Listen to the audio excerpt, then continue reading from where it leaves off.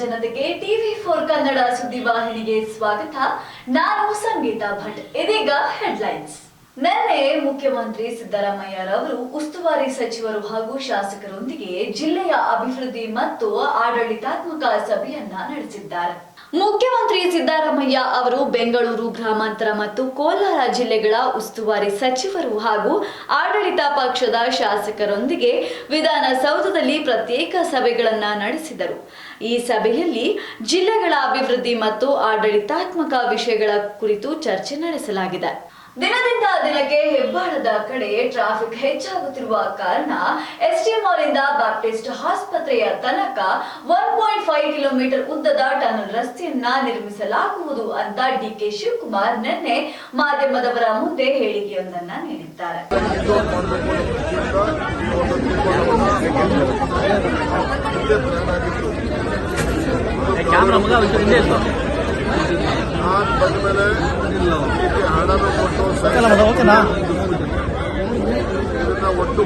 ನಗರದ ಸಂಚಾರ ದಟ್ಟಣೆ ತಪ್ಪಿಸಲು ನಮ್ಮ ಸರ್ಕಾರ ಮುಂದೆ ಕಾಲಿಟ್ಟಿದೆ.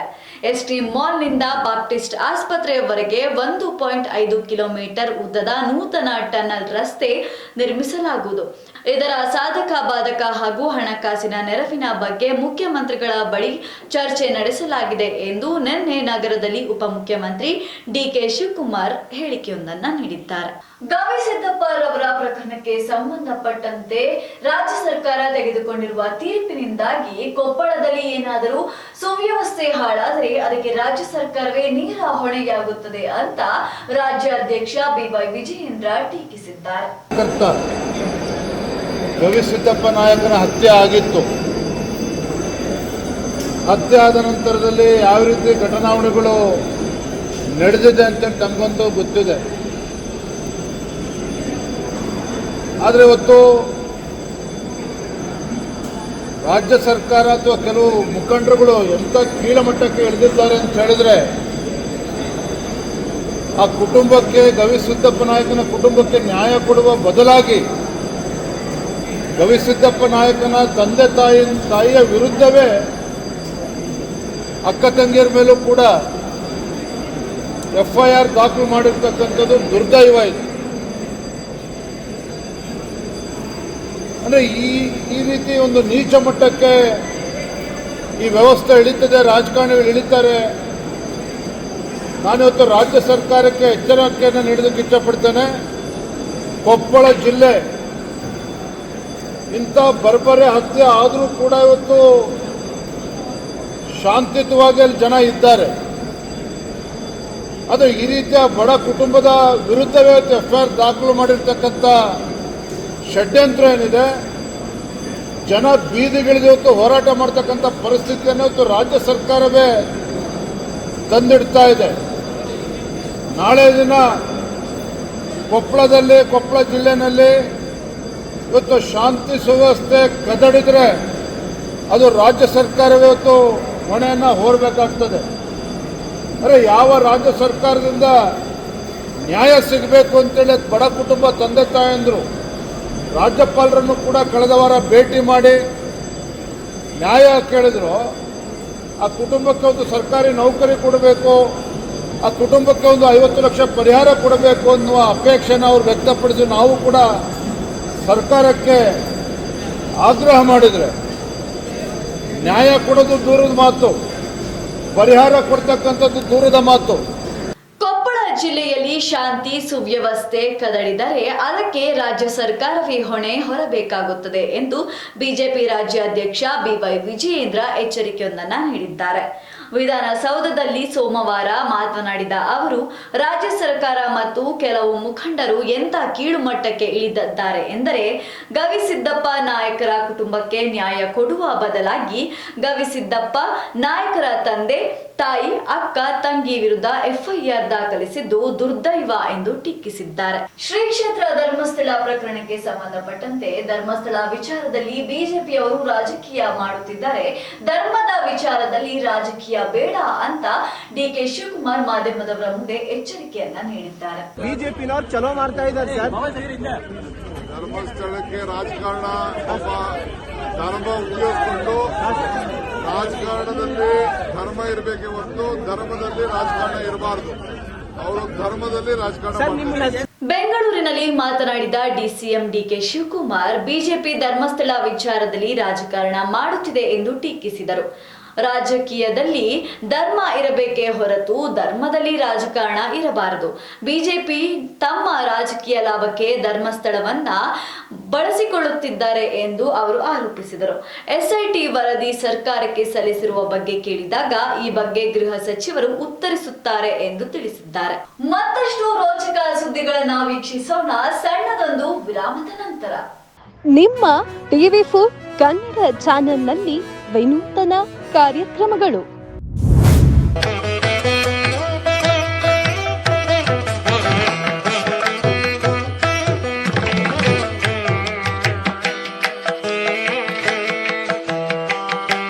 ನಿಮ್ಮ ದೇವಸ್ಥಾನದ ಬಗ್ಗೆ ಸಂಪೂರ್ಣ ಮಾಹಿತಿ ನೀಡುವ ಕಾರ್ಯಕ್ರಮ ದೇಗುಲ ಮಹಿಮೆ.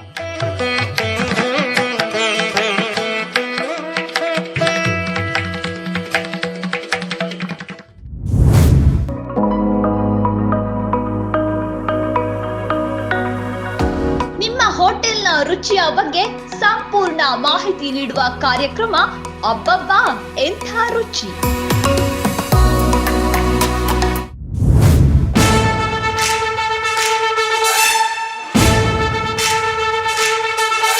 ಸಮಾಜ ಸೇವಕರ ಬಗ್ಗೆ ಜನತೆಗೆ ತಿಳಿಸುವ ಕಾರ್ಯಕ್ರಮ ಜನರೇ ಮೆಚ್ಚಿದ ನಾಯಕ.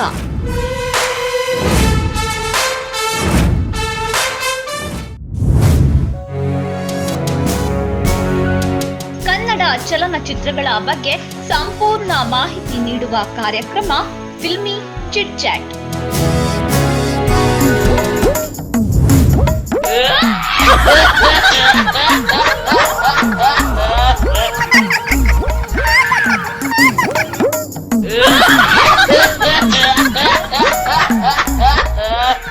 ವಿನೂತನ ಬಕ್ರಾ ಕಾರ್ಯಕ್ರಮ ಟೋಪಿ ಲಾಲಾ.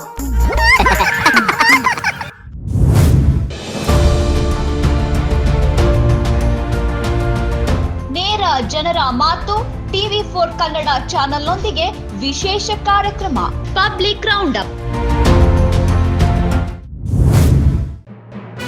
ನಿತ್ಯ ನಿಜ ನಿರಂತರ ತಾಜಾ ಸುದ್ದಿಯೊಂದಿಗೆ ನಿಮ್ಮ ಟಿವಿ4 ನ್ಯೂಸ್ ಚಾನೆಲ್. ವಿರಾಮದ ನಂತರ ಮತ್ತೆ ಟಿವಿ4 ಕನ್ನಡ ಸುದ್ದಿವಾಹಿನಿಗೆ ಸ್ವಾಗತ. ಧರ್ಮಸ್ಥಳ ಪ್ರಕರಣಕ್ಕೆ ಸಂಬಂಧಿಸಿದಂತೆ ಮುಸುಕುದಾರಿ ಹೇಳಿಕೆಯೊಂದನ್ನ ಕೊಡ್ತಾ ಇದ್ದಾನೆ. ಇದಕ್ಕೆ ಸಂಬಂಧಪಟ್ಟಂತೆ ಅವನು ಕೊಟ್ಟಿರುವಂತಹ ಹೇಳಿಕೆಯಿಂದ ಭಕ್ತರಿಗೆ ನೋವು ಉಂಟಾಗುತ್ತಿದೆ. ಇದರಿಂದ ನನಗೂ ಬೇಸರ ವ್ಯಕ್ತವಾಗಿದೆ ಅಂತ ಮಾಧ್ಯಮದವರ ಮುಂದೆ ಬಿವೈ ವಿಜಯೇಂದ್ರ ಹೇಳಿಕೆಯೊಂದನ್ನ ನೀಡಿದ್ದಾರೆ. ಮತ್ತೊಮ್ಮೆ ರಾಜ್ಯ ಸರ್ಕಾರಕ್ಕೆ, ರಾಜ್ಯದ ಮುಖ್ಯಮಂತ್ರಿಗಳಿಗೆ ಆಗ್ರಹ ಮಾಡ್ತಾ ಇದ್ದೇನೆ.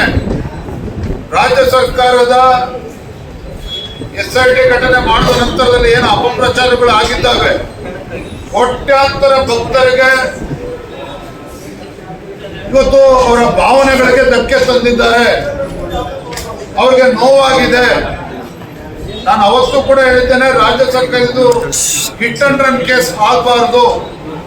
ದೂರುದಾರ ಇರ್ಬೋದು, ದೂರುದಾರನ ಹಿಂದೆ ಇರ್ತಕ್ಕಂಥ ಪ್ರಭಾವಿ ವ್ಯಕ್ತಿಗಳು ಇರ್ಬೋದು, ಅಥವಾ ಎಡಪಂಥೀಯ ಸಂಘಟನೆಗಳಿರ್ಬೋದು, ಎಲ್ಲದರ ಬಗ್ಗೆ ಯಾವ ರೀತಿ ಎಸ್ಐಟಿ ಮುತುವರ್ಜಿ ವಹಿಸಿ ಕಳೆದ ಕೆಲವು ವಾರಗಳಿಂದ ಅಲ್ಲಿ ಗುಂಡೆ ಹಾಕಿಕೊಂಡೆ ತನಿಖೆ ನಡೆಸಿದ್ರು, ಅದೇ ಜವಾಬ್ದಾರಿನ ತೆಗೆದುಕೊಂಡು, ಅಷ್ಟೇ ಜವಾಬ್ದಾರಿನ ತೆಗೆದುಕೊಂಡು ಎಲ್ಲದರ ಬಗ್ಗೆ ದೂರುದಾರ ಹಿಂದಿರ್ತಕ್ಕಂಥ ಎಲ್ಲ ವ್ಯಕ್ತಿಗಳ ಬಗ್ಗೆ ಇವತ್ತು ಸಮಗ್ರವಾಗಿ ತನಿಖೆ ಆಗಬೇಕು ಅಂತೇಳಿ ಮತ್ತೊಮ್ಮೆ ಆಗ್ರಹಪಡಿಸ್ತಾ ಇದ್ದೇನೆ. ಧರ್ಮಸ್ಥಳ ಪ್ರಕರಣಕ್ಕೆ ಸಂಬಂಧಿಸಿದಂತೆ ಮುಸುಕುದಾರಿ ದೂರುದಾರ ಇಂದು ಎಸ್ಐಟಿ ಅಧಿಕಾರಿಗಳ ಎದುರು ನಾನು ಕೆಲವರ ಒತ್ತಡಕ್ಕೆ ಹೆದರಿ ಸುಳ್ಳು ಹೇಳುತ್ತಿದ್ದೇನೆ ಎಂದಿದ್ದಾನೆ. ಈ ಬಗ್ಗೆ ಬೆಂಗಳೂರಿನಲ್ಲಿ ಮಾಧ್ಯಮದವರ ಜೊತೆ ಮಾತನಾಡಿದ ಬಿಜೆಪಿ ರಾಜ್ಯಾಧ್ಯಕ್ಷ ವಿಜಯೇಂದ್ರ ಬೇಸರ ವ್ಯಕ್ತಪಡಿಸಿದ್ದಾರೆ. ಎಸ್ಐಟಿ ರಚನೆಯ ಬಳಿಕ ಅಪಪ್ರಚಾರದಿಂದ ಭಕ್ತರ ಭಾವನೆಗಳಿಗೆ ಧಕ್ಕೆಯಾಗಿದೆ. ದೂರುದಾರ ಹಾಗೂ ಅವನ ಹಿಂದಿರುವ ಪ್ರಭಾವಿಗಳ ಬಗ್ಗೆ ಸಮಗ್ರ ತನಿಖೆ ಆಗಬೇಕು ಎಂದು ಅವರು ಒತ್ತಾಯಿಸಿದರು. ಬಿಗ್ ಬಾಸ್ ಖ್ಯಾತಿಯ ಲಾಯರ್ ಜಗದೀಶ್ ಅವರು ನನ್ನ ವಿರುದ್ಧ ಆಧಾರ ರಹಿತ ಆರೋಪಗಳನ್ನ ಮಾಡ್ತಾ ಇದ್ದಾರೆ. ಅದರಲ್ಲಿ ಸತ್ಯ ಇದ್ದದ್ದೇ ಆದರೆ ನಾನು ನನ್ನ ಸ್ಥಾನಕ್ಕೆ ರಾಜೀನಾಮೆ ನೀಡ್ತೇನೆ ಅಂತ SR ವಿಶ್ವನಾಥ್ ಹೇಳಿಕೆಯೊಂದನ್ನ ನೀಡಿದ್ದಾರೆ. ಬಿಗ್ ಬಾಸ್ ಖ್ಯಾತಿಯ ಲಾಯರ್ ಜಗದೀಶ್ ಮತ್ತು ಶಾಸಕ SR ವಿಶ್ವನಾಥ್ ನಡುವಿನ ವಾಕ್ಸಮರ ನಿನ್ನೆ ವಿಧಾನಸಭೆಯಲ್ಲೂ ಪ್ರತಿಧ್ವನಿಸಿದೆ. ಜಗದೀಶ್ ಅವರು ತಮ್ಮ ವಿರುದ್ಧ ಆಧಾರ ರಹಿತ ಆರೋಪಗಳನ್ನ ಮಾಡುತ್ತಿದ್ದಾರೆ ಎಂದು SR ವಿಶ್ವನಾಥ್ ಸದನದಲ್ಲಿ ಆಕ್ರೋಶ ವ್ಯಕ್ತಪಡಿಸಿದ್ದಾರೆ. ಜಗದೀಶ್ ಮಾಡಿದ ಆರೋಪಗಳಲ್ಲಿ 0.01% ಸತ್ಯವಿದ್ದರೆ ನಾನು ಶಾಸಕ ಸ್ಥಾನಕ್ಕೆ ರಾಜೀನಾಮೆ ನೀಡುವುದಾಗಿ ವಿಶ್ವನಾಥ್ ಸವಾಲು ಹಾಕಿದ್ದಾರೆ. ಒಂದು ವೇಳೆ ಆರೋಪಗಳು ಸುಳ್ಳಾದರೆ ಜಗದೀಶ್ ತನ್ನ ತೋಟದಲ್ಲಿ ನಾಯಿ ಕೆಲಸ ಮಾಡಬೇಕು ಎಂದು ಸವಾಲು ಹಾಕಿ ಎಚ್ಚರಿಸಿದ್ದಾರೆ. ಸ್ವಾತಂತ್ರ್ಯ ದಿನಾಚರಣೆಯ ದಿನ ನ್ಯೂಯಾರ್ಕ್ನಲ್ಲಿ ಇಂಡಿಯನ್ ಫೆಡರೇಷನ್ ನಲ್ಲಿ ವಿಜಯ್ ದೇವರಕೊಂಡ ಭಾಗವಹಿಸಿದರು. ಇತ್ತೀಚೆಗೆ ಕಂಡಂತಹ ದೃಶ್ಯದಲ್ಲಿ ವಿಜಯ್ ದೇವರಕೊಂಡ ಜೊತೆ ರಶ್ಮಿಕಾ ಮಂದಣ್ಣ ಕೂಡ ಕಾಣಿಸಿಕೊಂಡಿದ್ದಾರೆ. ಈ ಮೂಲಕ ಈ ವಿಡಿಯೋ ಸಖತ್ ವೈರಲ್ ಆಗ್ತಾ ಇದೆ.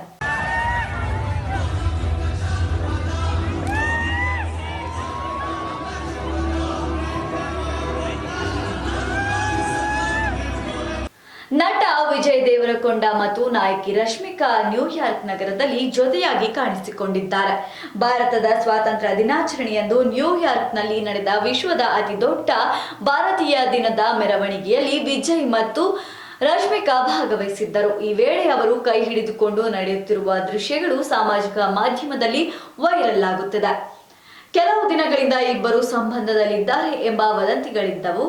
ಗೀತಾ ಗೋವಿಂದಂ ಮತ್ತು ಡಿಯರ್ ಕಾಮ್ರೇಡ್ ಚಿತ್ರದಲ್ಲಿ ಅವರು ಒಟ್ಟಿಗೆ ನಟಿಸಿದ್ದರು. ಮೈಸೂರಿನ ಅರಮನೆಯ ಆವರಣದಲ್ಲಿ 9 ದಸರಾ ಆನೆಗಳು ತಾಲೀಮು ವೇಳೆ ಫುಟ್ಬಾಲ್ ಆಡಿದಂತಹ ಘಟನೆ ನಡೆದಿದೆ. ಈ ಘಟನೆ ಬುಧವಾರ ನಡೆದಿದ್ದು ಸಖತ್ ವೈರಲ್ ಆಗಿದೆ.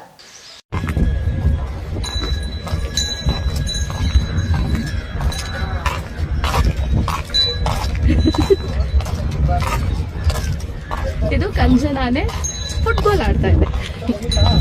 ತಾಲಿ ಮುಗಿಸ್ಕೊಂಡು ಬಂದು ಕಂಜನಾನೆ ಫುಟ್ಬಾಲ್ ಆಡ್ತಾ ಇರೋದು. ಮೈಸೂರು ಅರಮನೆಯ ಆವರಣದಲ್ಲಿ 9 ದಸರಾ ಆನೆಗಳು ತಾಲೀಮು ನಡೆಸುವ ವೇಳೆ ಫುಟ್ಬಾಲ್ ಆಡಿರುವ ಘಟನೆ ನಡೆದಿದೆ.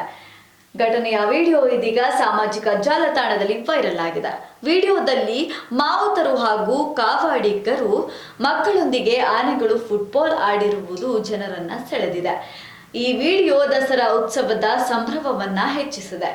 ವಿಡಿಯೋ ನೋಡಿದ ನೆಟ್ಟಿಗರು ವಿಧವಾದ ಕಮೆಂಟ್ಗಳನ್ನ ಮಾಡಿದ್ದಾರೆ.